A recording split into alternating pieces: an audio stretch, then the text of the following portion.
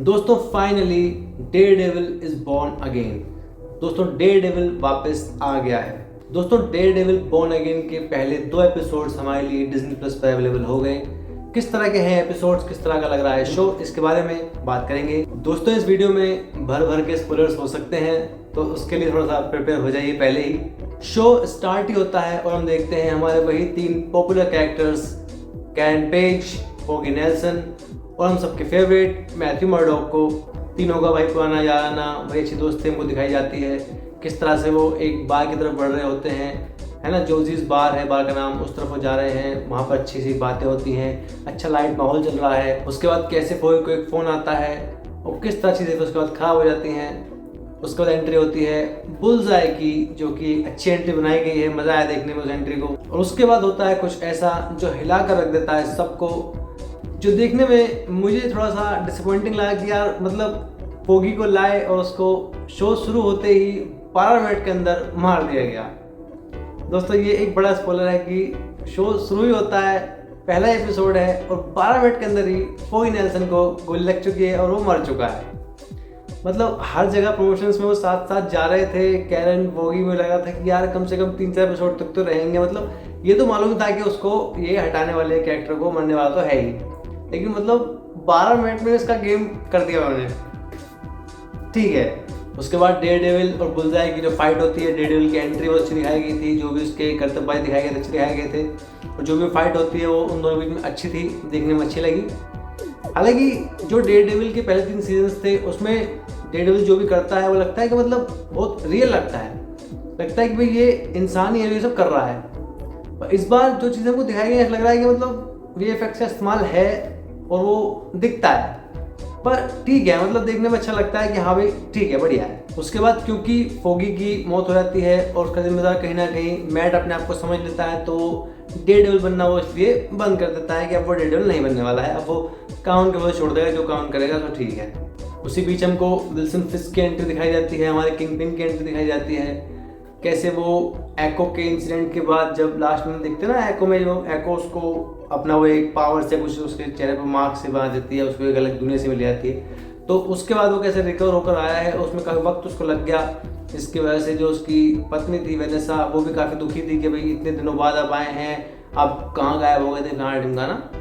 उस दौरान वेनेसा भी आगे बढ़ गई है, जो उसका बिजनेस था फिस्क का, वेनेसा ने संभाल लिया था। किस तरह से बिजनेस में प्रॉफिट उनको होने लगा है, वो एक लीडर ऐसी अपने आपको समझ लग गई थी। लेकिन अब फिस्क वापस आ चुका है, लेकिन फिस्क का अब कुछ और ही करने का मन है। वो उसका मन है अब मेयर बनने का न्यूयॉर्क का, जो कि आगे चलकर वो बन भी जाता है। वहीं दूसरी तरफ जो डेक्स यानी कि जो बुल्सआई है वो मारता है फोगी को, तो उसके ऊपर मुकदमा होता है, उसे सज़ा होती है, उसे उम्र कैद की सज़ा मिल जाती है।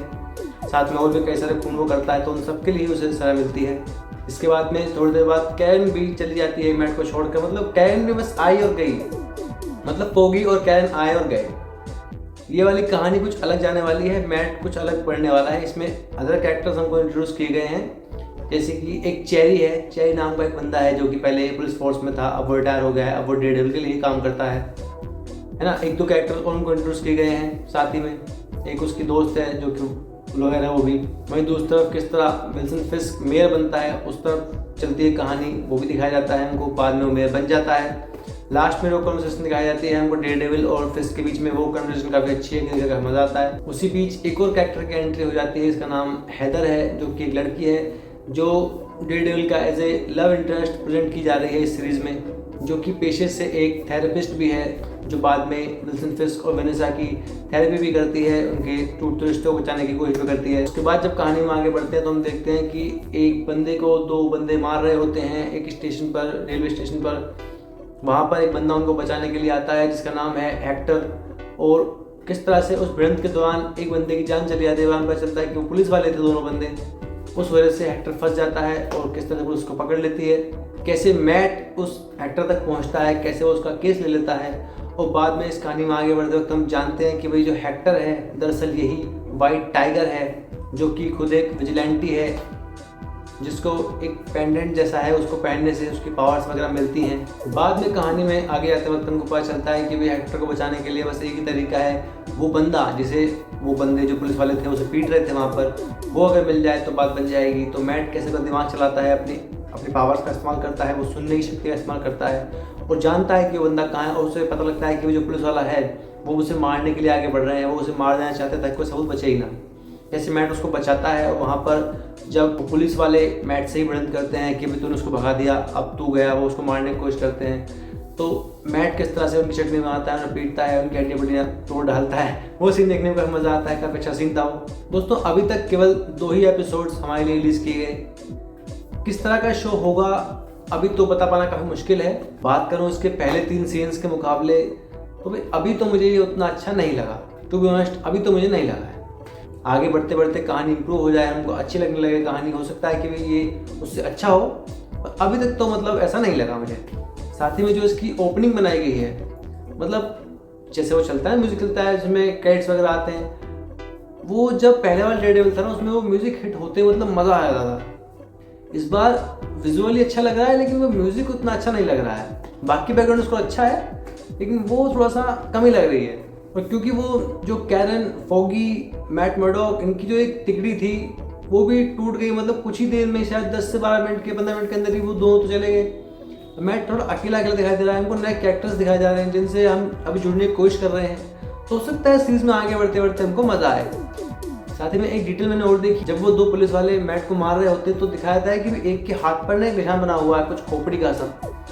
पहली नजर देखकर लगता है कि शायद ये पनिशर वाला निशान है, पर अब पता नहीं है, वो शायद हो भी सकता है शायद नहीं भी। दोस्तों आगे इस सीरीज में क्या होगा वो देखने को मजा आएगा। इसके एपिसोड्स हफ्ते में 1 रिलीज होने वाले हैं। जैसे जैसे एपिसोड्स रिलीज होते रहेंगे वैसे वैसे हम इसके बारे में बात करते रहेंगे। दोस्तों ताकि आपसे कोई भी रिव्यू मिस ना हो जाए, इसलिए सब्सक्राइब कर लीजिएगा सिनेमैटिक आकाश को।